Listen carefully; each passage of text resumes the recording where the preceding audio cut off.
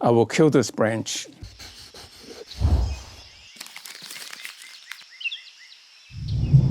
Hi, I'm miltonchang of Bonsaiheirloom. Today I'm going to work on this 26-year-old juniper bonsai, which I dug up from the ground. I planted in the ground about 26 years ago.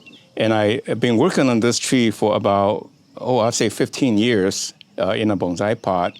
But the point of this video is to show you how to get the bonsai to the final stage where it looks good, and then how you can maintain it to look good all the time. A juniper can look good all the time. In most of my bonsai, early in bonsai, I was more anxious to show you how to turn a garden tree or yamadori or a nursery tree into a bonsai. As time goes on, you also want to have trees that are ready for display that you will enjoy and look at in a pleasant way, or also to take it to the show. So what I would talk about is using this tree to demonstrate the fine-tuning and what you can do after you get to the stage of being nearly finished, nearly ready for display. That means if you think about the process, I'm talking about cutting back the tree drastically to shape, right? So each time, after I've done it the first time, the tree looks really bare. Then I say you do it again the second time, and then the third time on, you start to form the paths roughly where you want it to be, but envision what the paths will want to become, and then you try to fill into the image. And so after you've done that a few times, you'll be a lot more close to this. You can see there are a lot of paths. There's still some fine-tuning need to be done. Then what do you do to do it so that you can have a tree that looks good all the time, essentially, especially for juniper and pine, because they don't send out long shoots like the deciduous trees do. So you can indeed look good. So let me try to talk about basically what is important is the next couple of steps. One is you cut off the redundant branches to make the paths look more reasonable, in a sense, more closer to what you have envisioned. So I cut off anything that's outside my imaginary outline of the paths and let it grow into that.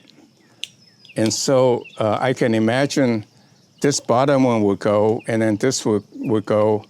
And you can see now it's looking a little bit more like the finished look of the tree.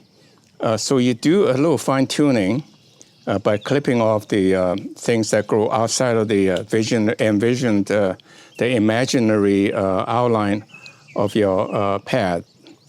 And for sure, one of the things you do is you peel off anything that points downwards. So most of what you do in this step is really pinching.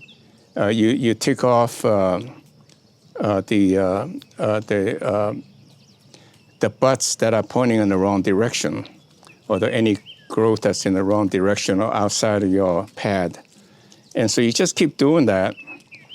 And that's quite tedious, but it's surely better than having to wire each branch. But you let it grow into it naturally. So if you look at this part of it, it's starting to look more like what you see in a bonsai book, where everything is very tidy and nothing pointing downwards, everything is pointing up. And then you just want to go around and do everywhere to get every part of the tree to that condition. When you do that, the paths will become more and more full. And you just keep in mind what you want it to be, and you just make it that way by pinching it. And eventually, you see, like this part is a lot more culture now than the other parts.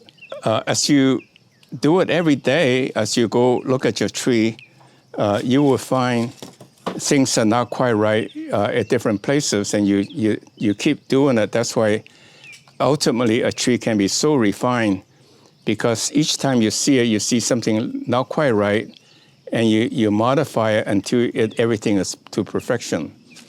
Now, I can keep doing this, but I think one of the major issues with this tree right now is that the top needs to be reworked. The top needs to be quite nicely done. Like this is the apex. And in fact, this died off a little bit, so this needs to be the apex.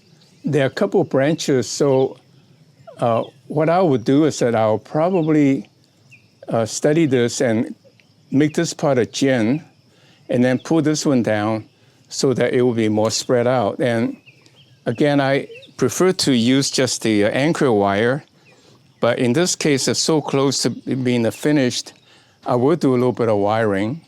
Possibly what I'll do is that I'll make this actually the jin, because that one fills the space nicely. This one's too close. I will kill this branch. This branch and this branch are very close. So what I will do is that, and this is getting very hovering over the bottom branches. So I would do is that I kill this branch and make it into a jin. And so it doesn't block the bottom, and you still have something there to look at. So in a way, even at this late stage, as you see the light, you just gotta take drastic steps to get it right, or else you'll never be quite right. So this part becomes a jin. Open up the space for this one and that one branch, and then I can cut off some of this. Like this, I would again do the imaginary pad, and then next time do the pinching a little bit more carefully.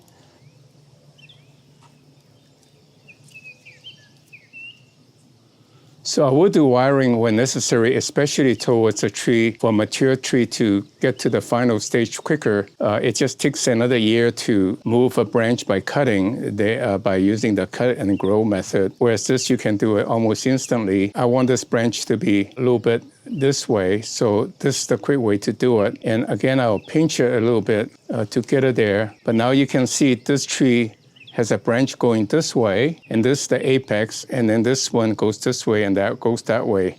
Kind of nice open up. And so you basically do this all around by fine-tuning the branches, and then you pinch it to refine the pads, and then you keep doing that, and pretty soon the tree basically will stay put and look good. Because the juniper doesn't grow that quickly, so they will continue to look good if you pinch it, every few days or every few weeks to keep it in shape. So I can go around and do the whole tree, take an hour, but you don't need to see all of that. But you get the drift of what I do is that you refine every pad to approximately right, and then you pinch it to keep it there, and pull off all the brown needles, because that would never go away, because juniper and pine tend to persist. They don't rot very quickly. And so I think pinching off the bottom one is quite a bit of work, and that needs to be done every time you see something pointing downwards. So you see a finished pine, or a bonsai, a photo of a bonsai, pine bonsai or juniper bonsai, generally there's nothing point downwards. So you just keep pinching it every time you go down, go out to water your plant, you see something, you just pinch it. So that is the process, and I'll take my time to show you what I will do eventually.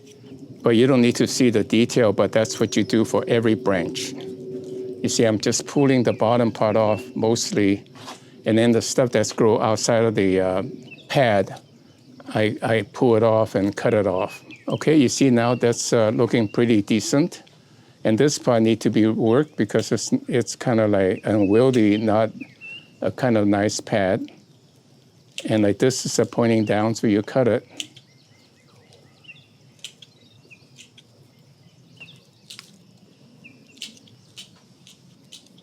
So I'll just keep doing, pinching off the bottom part, pulling off the part that's outside of the pad design idea. And until I get all of the trees done, I don't want to take up your time unnecessarily to show you those boring steps. And maybe next week when it's all done, I'll show you a picture of the thing, how much more cleaner it looks. Not really much different at a distance, but when you look at a close-up, you really do see the refinement. Basically, This is a extension of the video I've been doing before. Each time I cut a tree drastically to shape to work towards the vision of the tree that I wanted it to become. And then the next step is to do it again to refine the design. And then the third step is to begin to form the imaginary paths, and then keep doing it until the paths are kind of in place. And then you want to do the fine refinement by pinching off all the brown spots and get rid of all the ones that's pointing downwards. And again, make the paths look really full. And that's your display bonsai. And the good thing about juniper and pine is that they don't send out long shoots like deciduous trees. So for deciduous tree, what you do is you want a clipping, like an outline or clipping off all of the long shoots to keep in the pad design. But for juniper, you don't have to do that very often.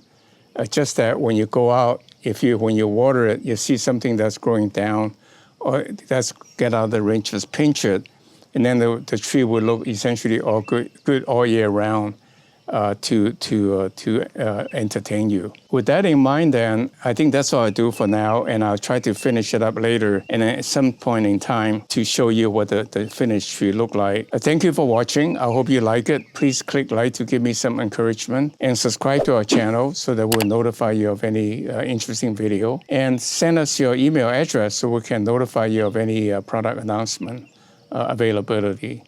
So thank you very much, and see you next week.